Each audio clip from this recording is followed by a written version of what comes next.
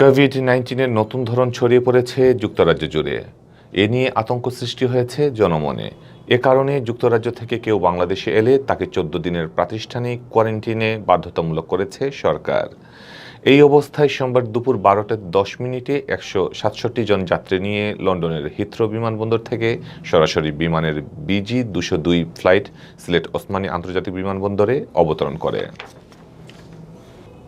পরে ১৪৪ যাত্রীকে সিলেটে নামিয়ে দিয়ে ২৩ জন যাত্রী নিয়ে ঢাকার উদ্দেশ্যে ছাড়ে ফ্লাইটটি। বিমানের সিলেট অফিস জানায়, সোমবার নির্ধারিত সময়ের ২০ মিনিট আগে ১২টা ১০ মিনিটে ওসমানী আন্তর্জাতিক বিমানবন্দরের রানওয়ে স্পর্শ করে বাংলাদেশ বিমানের ফ্লাইটটি। পরে সব যাত্রী বিমানবন্দরের হেলথ ডেস্কে লন্ডন থেকে সঙ্গে আনা কোভিড-19 নেগেটিভ সনদ জমা দিয়ে স্বাস্থ্য পরীক্ষাসহ অন্যান্য আনুষ্ঠানিকতা সম্পন্ন করেন। করোনা নেগেটিভের সনদ থাকায় তাদেরকে প্রাতিষ্ঠানিক কোয়ারেন্টিনে না পাঠিয়ে হোম কোয়ারেন্টিনে থাকার নির্দেশ দিয়ে ছেড়ে দেওয়া হয়।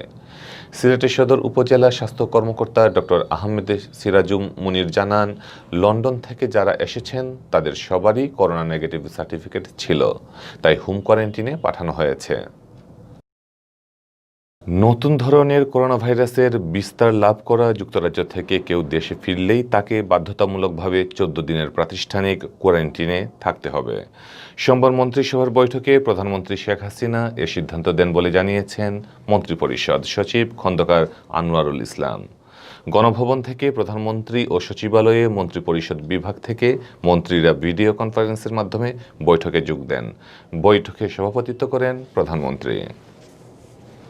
বৈঠক শেষে সচিবালয়ে মন্ত্রিপরিষদের সচিব বলেন, বিশেষ করে লন্ডন থেকে যারা আসবেন তাদের স্ট্রোলিং কোয়ারেন্টিনে রাখতে হবে। আমাদের সামনে দুটি অপশন ছিল, হয় লন্ডন থেকে যাত্রীদের আসা বন্ধ করা অথবা স্ট্রোলিং কোয়ারেন্টিনে নিশ্চিত করা। শেষে সিদ্ধান্ত হয়েছে স্ট্রোলিং কোয়ারেন্টিন নিশ্চিত করে যাত্রীদের দেশে আসার পথ খোলা রাখা। তিনি আরও বলেন, আরও একটি মিটিং হবে। সেই মিটিংয়ে সিদ্ধান্ত হবে কবে থেকে এই সিদ্ধান্ত কার্যকর হবে। ওই মিটিংয়ে টেকনিক্যাল লোকজন থাকবে। লন্ডন ফ্লাইটে আসা যাত্রীদের সাথে করোনা নেগেটিভ রিপোর্ট থাকলেও তাকে বাধ্যতামূলক ১৪ দিনের প্রাতিষ্ঠানিক কোয়ারেন্টিনে থাকতে হবে। খন্দকার আনোয়ারুল বলেন, দিয়াবাড়ি ও হজ ক্যাম্পে প্রাতিষ্ঠানিক কোয়ারেন্টিনে আছে, সেখানে যাত্রীদের ১৪ দিন থাকতে হবে। কিছু হোটেলেরও ব্যবস্থা রাখতে হবে।